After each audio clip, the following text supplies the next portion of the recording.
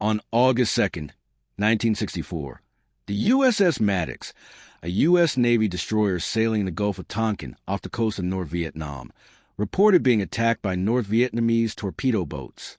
2 days later, on August 4th, the ship reported a second attack. Within hours, President Lyndon Johnson went on national television and told the American public that North Vietnam had committed unprovoked aggression against United States naval vessels in international waters. Within days, Congress passed a Gulf of Tonkin resolution, giving the president virtually unlimited authority to escalate American military involvement in Vietnam. There was one problem. The second attack almost certainly never happened. The commander of the Maddox himself, Captain John Herrick, sent a cable to Washington shortly after the reported incident, saying there was significant doubt that the attack had occurred, that the radar contacts that had triggered the alarm were likely false readings caused by weather conditions and nervous owner-operators, and that a full evaluation of the evidence was needed before any action was taken. The cable was largely ignored. Robert McNamara, the Secretary of Defense who would become one of the principal architects of the war's escalation, later admitted in his memoir that the second attack probably did not occur. The National Security Agency's own classified history of the incident, declassified in 2005, concluded that there had been no attack on August 4th, 1964. 40 years after the fact, we have definitive evidence that the incident that triggered the full-scale American military commitment to Vietnam, the incident that would cost more than 58,000 American lives and perhaps 2 million Vietnamese lives, was at best a misunderstanding and at worst a deliberate fabrication. But here is the deeper and more important question. Why was the Johnson administration so eager to find a pretext for escalation that it was willing to go to war on the basis of a report that its own military commander had immediately questioned? What was the actual strategic calculation that made Vietnam worth 58,000 American lives, worth the destruction of Lyndon Johnson's domestic agenda, worth the tearing apart American society in the most divisive domestic conflict since the Civil War?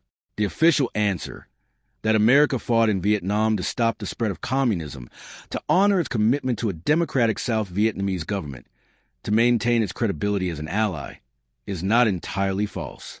These considerations were real, and they shaped how American policymakers articulated their decisions.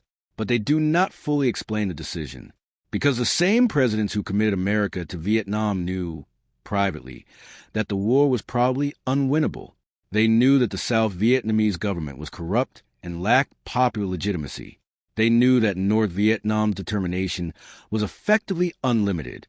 They knew that the domino theory, the idea that if Vietnam fell to communism, all of Southeast Asia would follow, was more intuition than strategic analysis. And yet they escalated anyway. Kennedy sent military advisors. Johnson sent combat troops. Nixon expanded the war into Cambodia and Laos. Each escalation was accompanied by optimistic public statements that bore little relationship to what the classified intelligence was actually saying. To understand why, you have to go deeper than communism. You have to look at the rubber, the tin, and the rice. You have to look at the military-industrial complex that Eisenhower had warned about in his farewell address.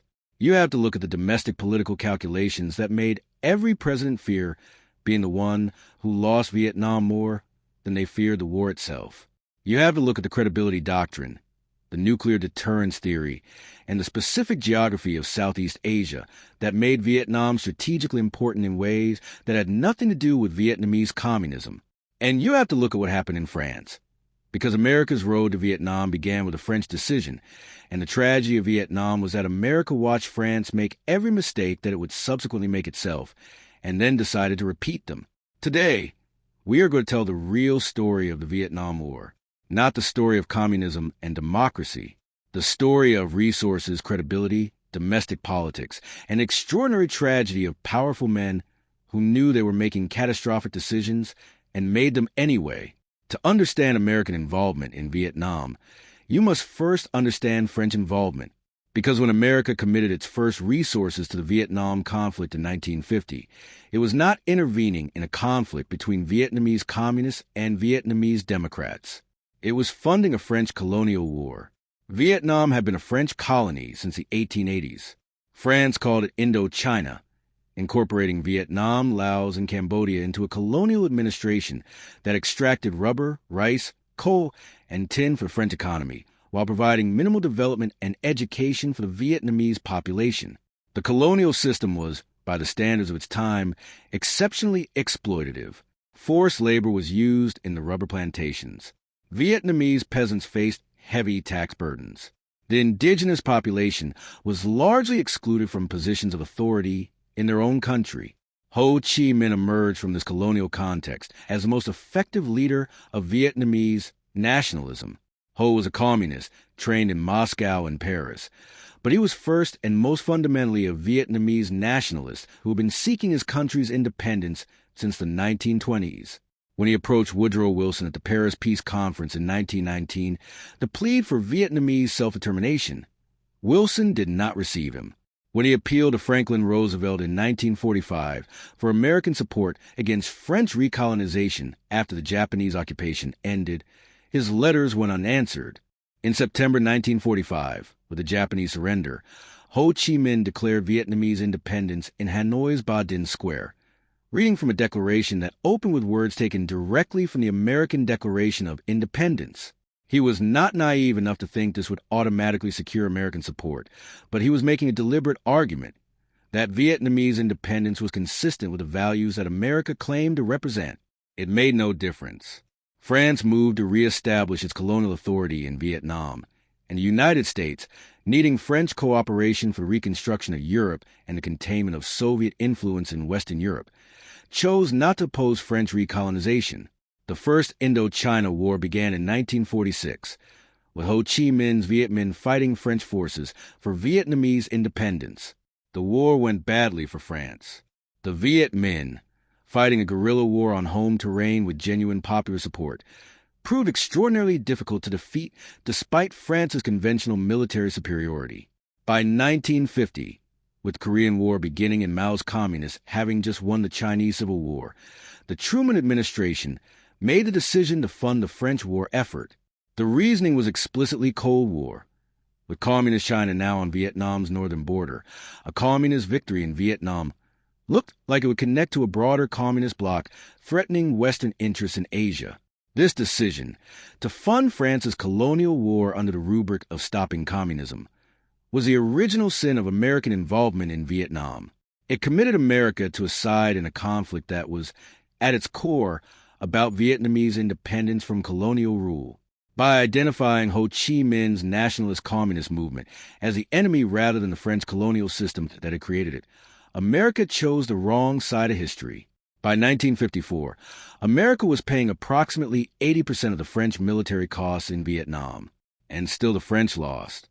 The decisive defeat came at Dien Bien Phu in May 1954, where French forces were surrounded and destroyed by General Von Nguyen Giap's Viet Minh in a battle that ended French political will to continue the war. The French defeat was militarily extraordinary, a European colonial power destroyed by an Asian guerrilla force, and its implications for American strategic assumptions were profound. The Viet Minh had demonstrated that the model of warfare that America would prepare to fight, the conventional industrial warfare of World War II in Korea, was not the model that would determine Vietnam's outcome. The 1954 Geneva Accords that ended the First Indochina War divided Vietnam temporarily at the 17th parallel, with Ho Chi Minh's Democratic Republic of Vietnam in the north and a Western-aligned administration in the south. The Accords called for nationwide elections in 1956 that would reunify Vietnam. Both Vietnamese sides accepted this framework because both believed they would win those elections. The United States did not accept the elections, and the reason was explicit. The Eisenhower administration acknowledged in private that Ho Chi Minh would win any free elections by an overwhelming majority, perhaps as much as 80% of the national vote. The South Vietnamese government, under Ngo Dinh Diem, refused to participate in the elections with American support. The Geneva Accords were effectively nullified by the parties that had the power to enforce them. This decision, to prevent the reunification elections that would almost certainly have produced a peacefully united Vietnam under Ho Chi Minh's leadership, is a moment at which American involvement in Vietnam became genuinely indefensible on the grounds of democracy and self-determination. America was preventing democracy in Vietnam, not defending it. The official explanation for American involvement in Vietnam was the domino theory. If Vietnam fell to communism, its neighbors would follow, and eventually the communist bloc would control all of Southeast Asia. This theory, articulated by Eisenhower in 1954, became the foundational strategic justification for every subsequent escalation. But what was actually at stake in the dominoes? What made Southeast Asia important enough to fight for? The answer was resources, geography, and trade routes, not the abstract ideological competition between communism and capitalism. Southeast Asia in the 1950s was one of the most resource-rich regions on Earth. Indonesia had oil. Malaysia and Indonesia had rubber. Malaysia and Thailand had tin. Burma had oil and metals. The Philippines had strategic minerals. Indochina itself had rubber plantations, established by French colonial investment, rice production, coal deposits, and access to trade routes between the Pacific and the Indian Ocean. In 1954, Eisenhower, in the same speech in which he articulated the domino theory, was explicit about what the dominoes actually contained. He said, "Now let us assume that we lost Indochina. If Indochina goes, several things happen right away. The Malay Peninsula, the last fortress of defense, would be scarcely defensible. The tin and tungsten we so greatly value would cease coming. We would lose Japan, Formosa, the Philippines, and to the south it would take India." He was not talking about the loss of democracy. He was talking about the loss of tin, tungsten, and trade routes. Japan is particularly important in this analysis.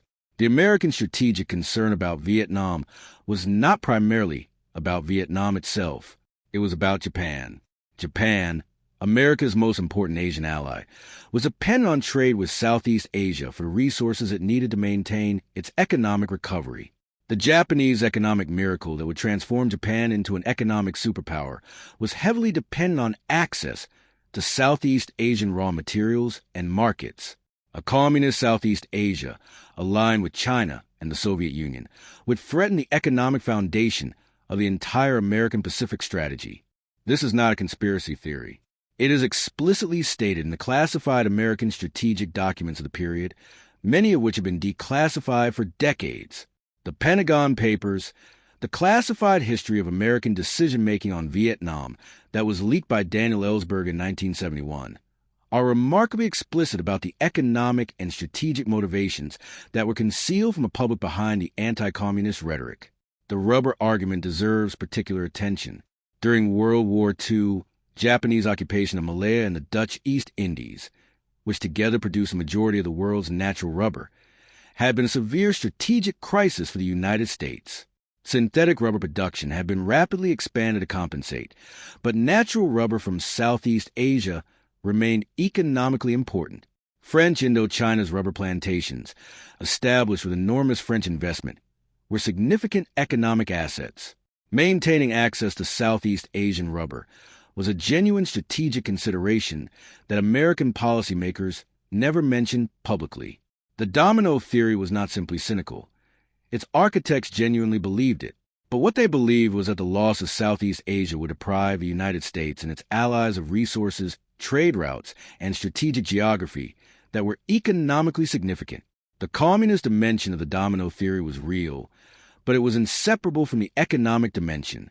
A communist Southeast Asia would be a Soviet-aligned Southeast Asia, and a Soviet-aligned Southeast Asia would redirect the region's resources and trade away from the American-led Western economy.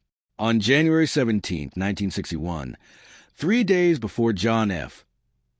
Kennedy was inaugurated as president, Dwight Eisenhower gave his farewell address to the American people. The speech is remembered primarily for a single warning. In the councils of government, we must guard against the acquisition of unwarranted influence, whether sought or unsought, by the military-industrial complex. The potential for the disastrous rise of misplaced power exists and will persist. Eisenhower was not speaking in the abstract. He was a 5-star general who had commanded the Allied forces in Europe in World War II, and he had spent his presidency managing the relationship between the defense establishment and the government. He knew from personal experience how powerful the institutional interests of the defense industry and the military had become, and he was alarmed by what he had seen. The military-industrial complex that Eisenhower described was not a conspiracy. It was a structural reality of the post-war American economy. During World War II, American industry had been transformed by the massive military procurement contracts that produced the weapons, vehicles, ships, and aircraft that won the war. The companies that built the Sherman tanks and the B-17 bombers and the Liberty ships had become the largest and most powerful corporations in America. Their employees were millions of voters in dozens of congressional districts. Their profits depended on continued military spending. After World War II, the Cold War provided the justification for maintaining military spending at levels that would have been inconceivable in peacetime. The permanent war economy, an economy in which a significant fraction of GDP was continuously devoted to military procurement, was a new development in American history and had profound political consequences.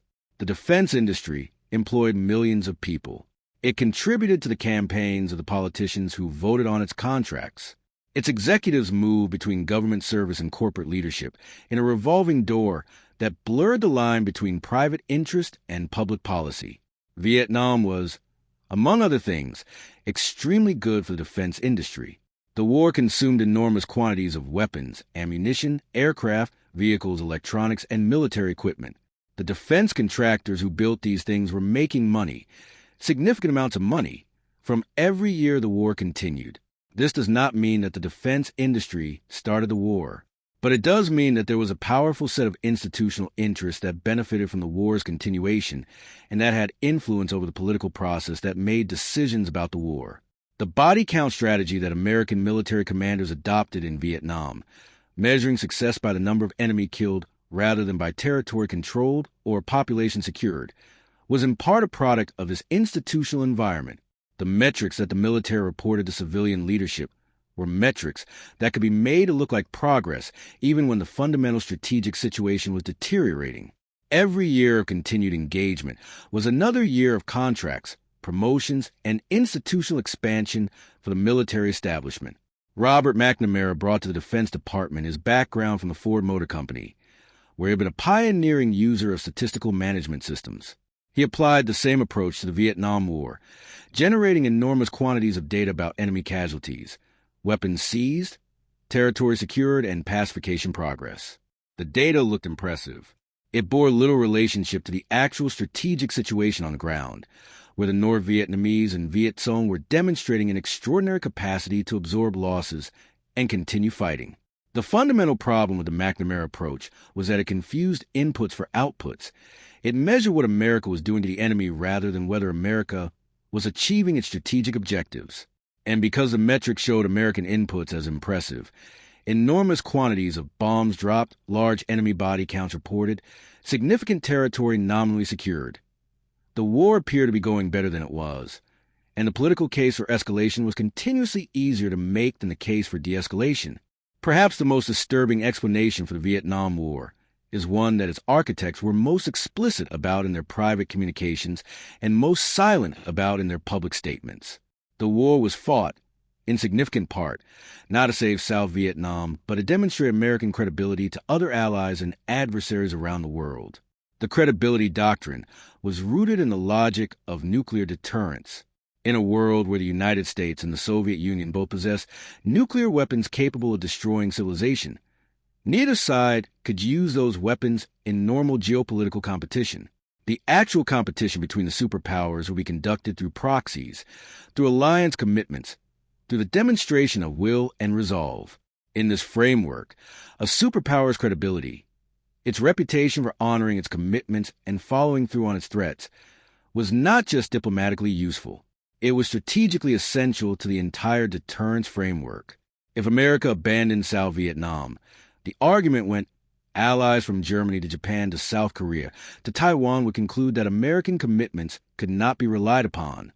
They would either accommodate themselves to Soviet or Chinese power, or they would develop their own independent security capabilities, including potentially nuclear weapons, destabilizing the entire global order. Adversaries would be emboldened to probe American commitments elsewhere, betting that America's resolve had been demonstrated to be limited. This argument was articulated most explicitly by McGeorge Bundy, the National Security Advisor under Kennedy and Johnson, and it appears repeatedly in the classified documents of the period.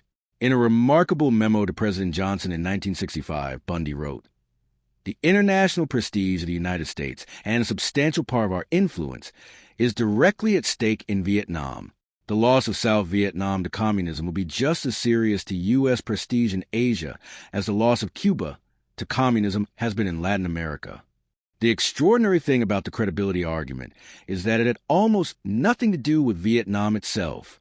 The Vietnamese people, their aspirations, their suffering, their political system, these were essentially irrelevant to the credibility argument.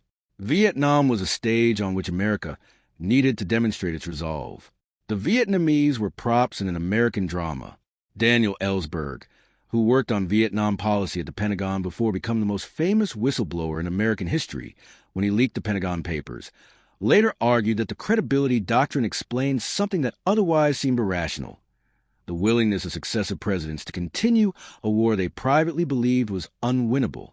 If the war could not be won, it could at least be continued, and continuation, rather than abandonment, was what the credibility doctrine required. As long as America was fighting, its credibility was being maintained. The moment it stopped fighting, credibility would be lost. This produced the extraordinary private-public gap that characterizes American decision-making on Vietnam. In public, presidents expressed confidence in the war's progress and the inevitability of American success. In private, in the classified documents that would later become the Pentagon Papers, the same officials expressed deep pessimism about the prospect of success and explicit recognition that the war was probably unwinnable. But winning was not the primary objective. Not losing, or more precisely, not being seen to lose, was a primary objective, and not losing required continued fighting, even when continued fighting produced no strategic progress. There is a third explanation for the Vietnam War that is perhaps the least flattering to American democracy, but that the historical evidence supports strongly. American presidents escalated the Vietnam War, in part because they feared the domestic political consequences of withdrawal more than they feared the consequences of continued involvement. The political context was shaped decisively by the fall of China in 1949. When Mao's communist forces defeated the nationalist government of Chiang Kai-shek and established the People's Republic of China, the domestic political backlash in the United States was severe. The Truman administration was accused of having lost China, as if China had been America's to lose, and the accusations fueled the Red Scare and the rise of McCarthyism that would define American domestic politics for the first half of the 1950s. Every subsequent American president was acutely aware of this precedent. Being the president who lost another major Asian country to communism was politically devastating. The Republicans had successfully weaponized Truman's loss of China against the Democratic Party. The Democrats were determined not to provide an equivalent opening. Kennedy, despite his private doubts about the war and his apparent inclination in the last months of his life toward some form of withdrawal, was deeply concerned about the political consequences of being the president who lost Vietnam. His political advisors were explicit that withdrawal before the 1964 election would be politically damaging. Withdrawal after the election might be possible, they reasoned. Before the election, it was politically impossible. Johnson was even more explicit in his private communications. In a remarkable telephone conversation with his mentor Senator Richard Russell in May 1964, before the Gulf of Tonkin incident that would trigger the formal escalation, Johnson expressed his private view with devastating clarity. He told Russell that he did not see any way of winning the war, that North Vietnam's determination was too great, and that he was not sure the war was worth fighting. But he also said he did not see how he could get out of it without being accused of cowardice and appeasement. The private doubts could not be acted upon because the political consequences of acting upon them were too severe. This is the most chilling aspect of the Vietnam War's history. It suggests that American presidents knew, at the highest levels of classification, that the war was probably unwinnable and was certainly not being won at the pace that public statement suggested. And they continued it anyway, year after year, sending young Americans to die in a war they privately believed could not be won, because the political cost of ending the war was higher than the human cost of continuing it. Nixon's situation was in some respects even more cynical. He was elected in 1968 on a platform of ending the war, with hints of a secret plan for peace. There was no secret plan. What Nixon had was a concept of peace with honor, an exit from Vietnam that would not look like defeat, that would maintain American credibility by demonstrating that America had not simply cut and run. He pursued this objective through 4 more years of war, including the invasion of Cambodia in 1970 and the Christmas bombing of Hanoi in 1972, operations that killed enormous numbers of people in service of a goal, not losing in Vietnam, that Nixon privately acknowledged was probably beyond reach. The Paris Peace Accords of January 1973 ended American combat involvement in Vietnam. The agreement was presented to the American public as peace with honor, a negotiated settlement that preserved South Vietnam's independence while ending American involvement. In practice, it was an American withdrawal that left South Vietnam without the American military support it needed to survive against the North Vietnamese forces that would resume their offensive within 2 years. South Vietnam fell in April 1975. The dominoes Eisenhower had warned about did not fall. Thailand did not become communist. Malaysia did not become communist. Indonesia did not become communist. The strategic logic that had justified the war turned out to be largely wrong. Southeast Asia did not fall to communism. What fell was approximately 58,000 Americans, somewhere between 1 million and 3 million Vietnamese, hundreds of thousands of Cambodians and Laotians, and the American government's credibility with its own citizens. We return now to where we began, the Gulf of Tonkin incident, because it deserves a deeper examination than the simple observation that the second attack probably did not happen. The Gulf of Tonkin episode is a masterclass in how modern governments manufacture the public justifications for decisions that have already been made on other grounds. The crucial fact about the Gulf of Tonkin resolution is that the Johnson administration had drafted it months before the incident that supposedly justified it. The resolution giving the president authority to use military force in Southeast Asia without a formal declaration of war had been prepared by the State Department in May 1964, 3 months before the August incidents that were used to trigger it. The administration was looking for a pretext, not responding to an unprovoked attack. The August 2nd attack was real. North Vietnamese torpedo boats did attack the USS Maddox, which had been conducting intelligence operations within North Vietnamese territorial waters, a fact that was not disclosed to Congress or the public. The Maddox was not simply sailing in international waters, conducting innocent navigation, as the Johnson administration implied. It was part of Operation DeSoto, a signals intelligence collection mission specifically designed to probe North Vietnamese defenses and communications. The August 4th attack, as we have established, almost certainly did not happen. The sailors on the Maddox, peering into a dark and stormy sea, reported contacts on radar and sonar that the ship's own commander soon concluded were false readings. Within hours, Captain Herrick sent his cable expressing doubt. The cable was not brought to Congress's attention. Congress voted on a resolution without being told that the military's own commander on the scene doubted the attack had occurred. The decision-making in Washington on August 4th was extraordinarily rushed. Johnson and McNamara pushed for retaliatory airstrikes within hours of the initial reports, before any serious evaluation of the evidence had been possible. The political momentum was already established. The resolution was waiting. The political opportunity was present, and the administration moved to use it before the evidence could complicate the narrative. This pattern, the manipulation of intelligence and the construction of public justification for decisions already made, would recur in American history. The most famous subsequent example was the 2003 invasion of Iraq, justified to the public on the basis of intelligence about weapons of mass destruction that the administration's senior officials privately knew was far weaker than they publicly represented. The Vietnam precedent directly influenced the institutional patterns that produced the Iraq War's false pretexts. In June 1971, the New York Times began publishing excerpts from a classified government study of American decision-making on Vietnam.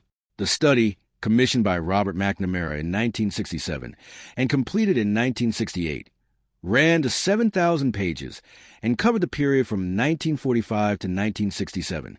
It had been leaked to the Times and the Washington Post by Daniel Ellsberg, a former Pentagon and Rand Corporation analyst who had worked on Vietnam policy, and had concluded that the war was based on systematic deception of the American public. The Nixon administration went to court to stop publication, arguing that the release of the documents would damage national security. The Supreme Court, in a landmark 6-3 decision, allowed publication to continue, ruling that the government had not met the heavy burden required for prior restraint of press. What the Pentagon Papers revealed was shocking in its specificity. They showed that the Truman administration had funded French colonialism in Vietnam despite its public commitments to self-determination. They showed that the Eisenhower administration had deliberately prevented the 1956 elections that would almost certainly have reunified Vietnam under Ho Chi Minh. They showed that the Kennedy administration had escalated American involvement despite private assessments that the situation was deteriorating. They showed that the Johnson administration had made decisions about escalation months before the Gulf of Tonkin incident and had used the incident as a pretext rather than a cause. Most devastatingly, they showed that American presidents had repeatedly told the public that the war was going well, while their private intelligence assessments told them it was going badly or was unwinnable. They showed that the primary objective of multiple administrations had been not to win the war, but to avoid the domestic political consequences of losing it. The Pentagon Papers did not end the Vietnam War, but they profoundly damaged the Johnson administration's credibility, which was already in tatters from the Tet Offensive of 1968, and they contributed to the broader crisis of institutional credibility that defined American public life in the 1970s.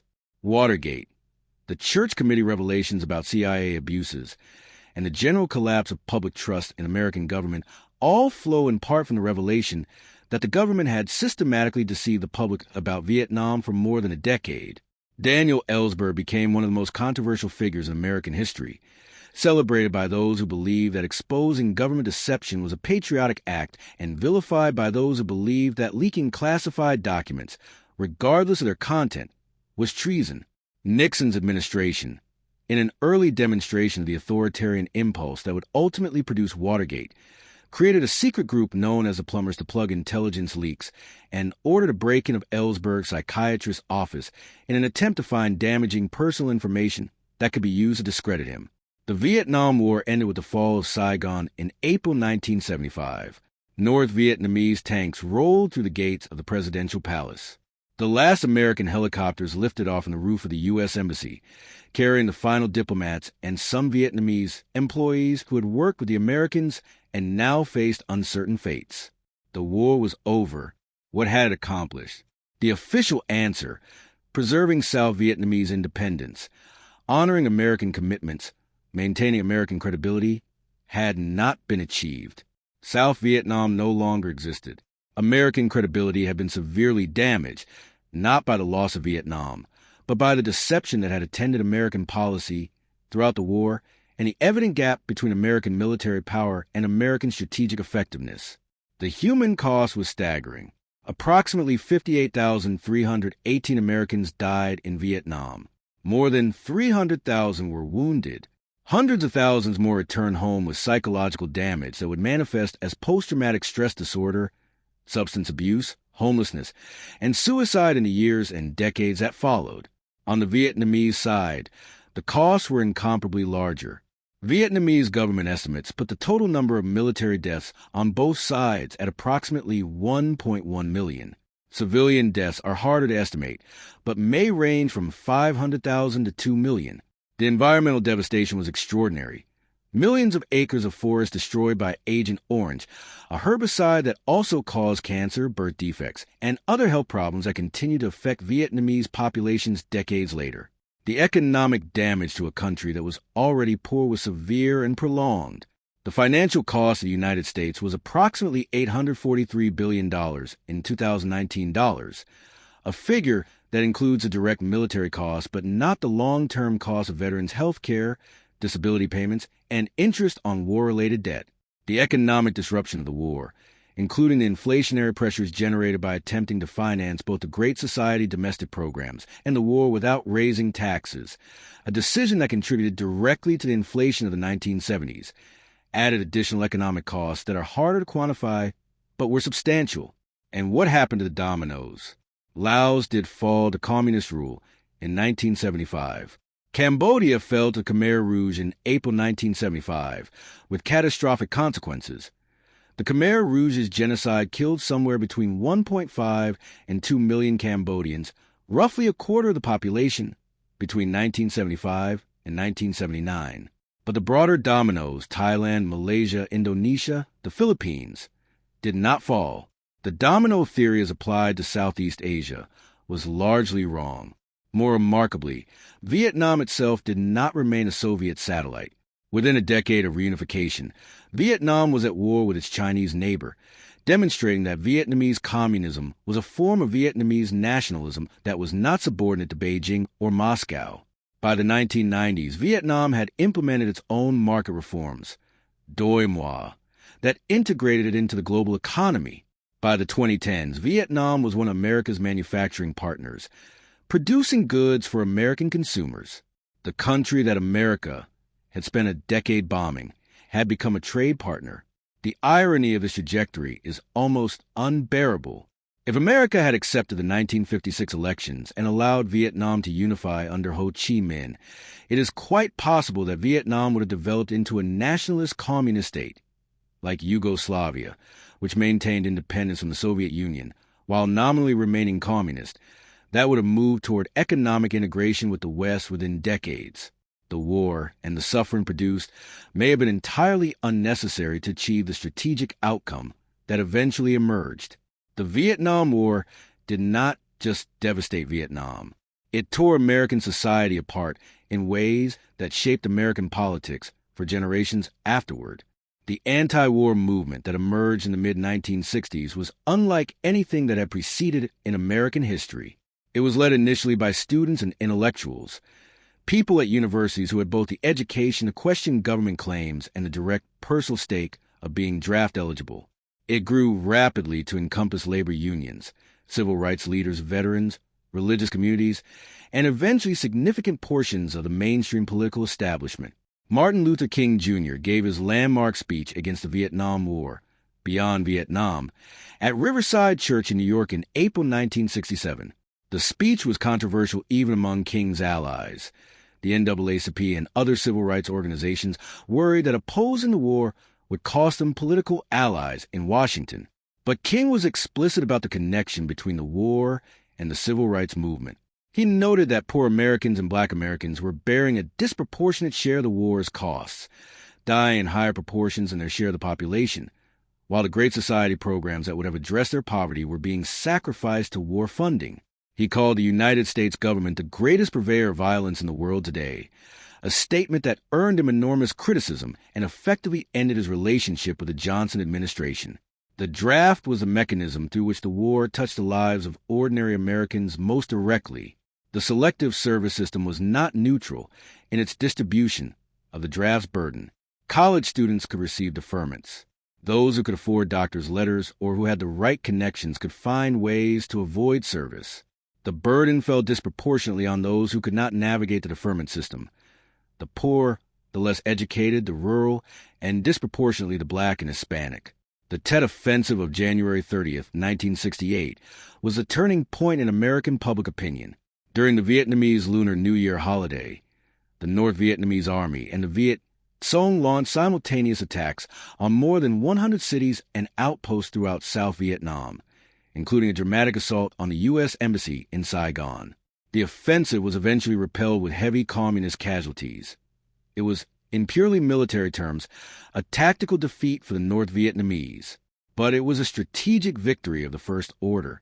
The Tet Offensive shattered the credibility of the Johnson administration's optimistic public assessments.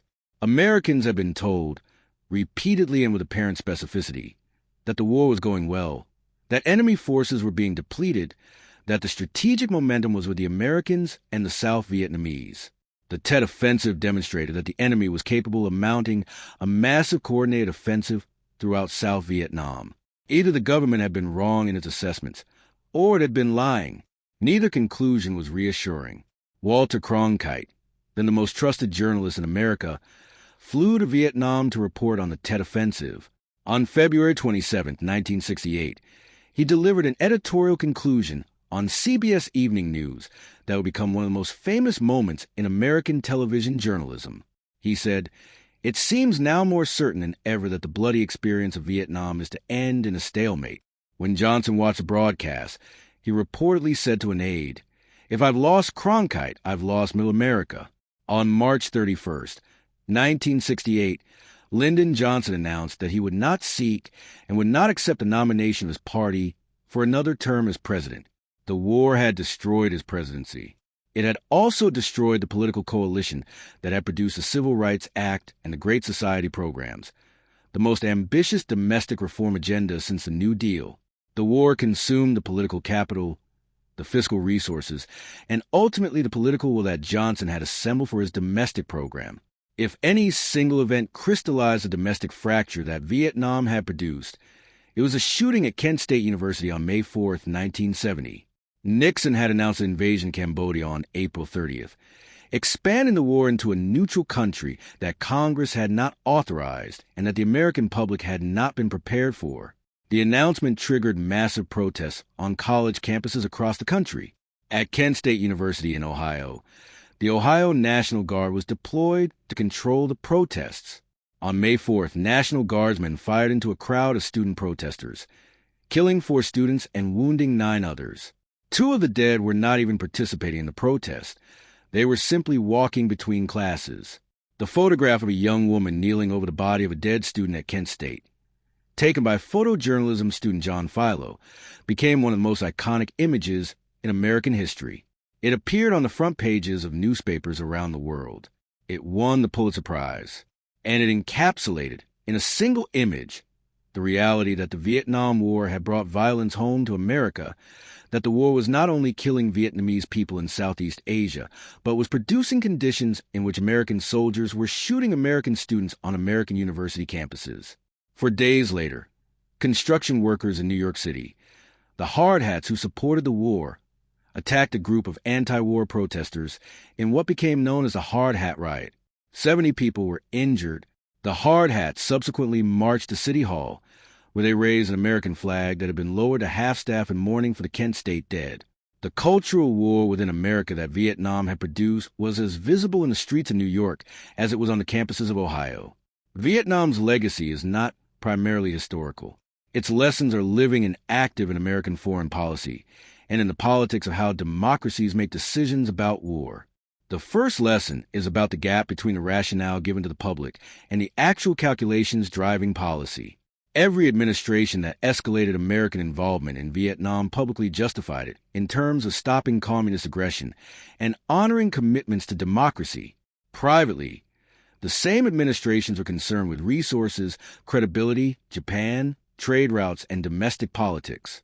The public rationale and the private calculation were not identical, and the gap between them was one of the sources of catastrophe, because public support for the war was built on justifications that did not reflect the actual strategic situation.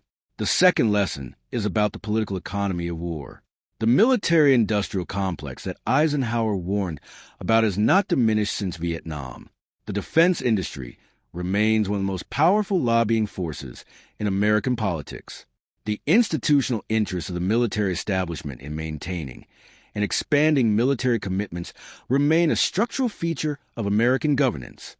These interests do not necessarily cause wars, but they shape the institutional environment in which war decisions are made in ways that make some choices systematically more likely than others. The third lesson is about the limits of military power. Vietnam demonstrated that the world's most powerful military force cannot defeat a determined popular insurgency fighting on its own territory. The North Vietnamese and Viet Cong's willingness to absorb casualties at a rate that would have broken any other force was not primarily a military fact. It was a political fact, the reflection of an extraordinary political commitment to independence and reunification that no military force could extinguish. The lesson was not absorbed. It was repeated in Iraq and Afghanistan, with similar results. The fourth lesson is about the relationship between the press and democracy. The Pentagon Papers' Daniel Ellsberg's courage and the Supreme Court's ruling upholding the press's right to publish them represent one of the most important moments in the history of the American First Amendment. Without a free press willing to publish information that the government considers dangerous, democratic self-governance is impossible. Citizens cannot make informed decisions about war and peace if the information needed to evaluate those decisions is classified, and those who might reveal are prosecuted. The fifth lesson is the most important. It is about the relationship between official narrative and reality, the gap between what governments tell their citizens and what they actually know. In a democracy, citizens are supposed to be able to make informed choices about who governs them and what policies are pursued in their name. When governments systematically mislead citizens about the justifications for military action, they corrupt the democratic process at its foundation. The Vietnam War was not just a military failure and a humanitarian catastrophe. It was a crisis of democratic governance, a demonstration that the institutions of American democracy could produce and sustain policies that most Americans, if they had known the full truth about the policy's rationale and prospects, would have opposed. Vietnam ended the particular form of Cold War consensus that had enabled American foreign policy since World War II. The assumption that the government could be trusted to tell the truth about national security matters, that bipartisan unity behind foreign policy was both possible and necessary, that American military power could solve political problems in other parts of the world. All of these assumptions were shattered. The Vietnam War's economic consequences deserve their own chapter because they are too often overlooked in accounts that focus primarily on the military and political dimensions. Lyndon Johnson made the fateful decision not to raise taxes to fund the war. He feared that proposing a tax increase to pay for Vietnam would trigger a congressional battle that might unravel his Great Society programs, and he optimistically believed that the war would be short enough that it could be financed from existing revenues. Both assumptions proved wrong. The result was a significant expansion of the federal deficit, financed in part by an expansion of the money supply. This monetary expansion contributed to the inflation that plagued the American economy in the late 1960s and 1970s.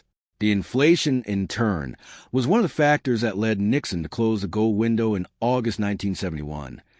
The Nixon shock that ended the Bretton Woods international monetary system, which we covered in detail in our video on Bretton Woods. The connection between Vietnam and the end of Bretton Woods is direct and well documented. The dollars that America printed to finance the war flowed into the international monetary system, increasing the dollar supply beyond what the gold backing could support. When France and other countries began converting their dollar reserves into gold, as they were legally entitled to do under Bretton Woods, the United States ran out of gold to exchange and Nixon was forced to close the gold window. The monetary architecture of the post-war world was a casualty of Vietnam. The Great Society programs that Johnson sacrificed to the war never fully recovered. The war on poverty was not lost because it failed. Its early program showed real results. It was lost because the war in Vietnam consumed the fiscal resources and political capital that might have sustained it. The structural poverty and inequality that the Great Society was designed to address remained, and the political coalition that might have addressed them was destroyed by the war's divisiveness. The war's final bill, including veterans' benefits and health care, that continue to be paid decades later, runs to hundreds of billions of dollars. The veterans who returned from Vietnam faced significant challenges: higher rates of substance abuse, homelessness, mental health problems, and suicide than the general population. The Veterans Administration was for decades underfunded and unable to meet their needs. The human cost of the war did not end in 1975. It continues to be paid today. The deepest tragedy of the Vietnam War is this: it was a war that multiple American presidents privately believed could not be won, fought for reasons they could not publicly acknowledge, continued for years at enormous human cost to avoid the domestic political consequences of ending it. This is not the story of evil men who wanted to cause suffering.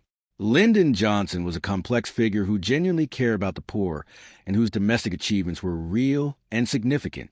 Robert McNamara was a brilliant and humane man whose later life was consumed by guilt over the decisions he had made. The architects of the Vietnam War were not monsters. They were products of their institutional environment, captives of the strategic frameworks that shaped how they understood their choices, prisoners of the domestic political calculations that constrained how they could respond. But their personal qualities do not diminish the scale of the catastrophe they produced. The systematic deception of the American public about the war's rationale, its progress, and its prospects was an assault on democratic governance. The deaths of 58,000 Americans and millions of Vietnamese in service of objectives that were never honestly stated to people who paid for them with their lives is a tragedy that demands honest accounting. Vietnam is not ancient history. The same institutional forces that produced it, the the military-industrial complex, the credibility doctrine, the gap between official narrative and private calculation, the domestic political fear of appearing weak, remain features of the American political landscape. The lesson of Vietnam is not that America should never use military force. It is that the use of military force must be grounded in honest analysis, honestly communicated to the public, in service of clearly defined and genuinely achievable objectives. That standard was not met in Vietnam. It was not met in Iraq. The question for the future is whether American democracy has the institutional capacity to insist that it be met, whether the free press, the Congress, the courts, and the citizens themselves have the tools and the will to demand honest accounting from those who ask them to send their children to war. Daniel Ellsberg, who leaked the Pentagon papers at enormous personal cost and lived with the legal threat that entailed for the rest of his long life, said near the end of his life that he believed his act had been right and necessary. He also said that he believed it had come too late, that if he had leaked the documents earlier, when he first understood what they revealed, more lives might have been saved.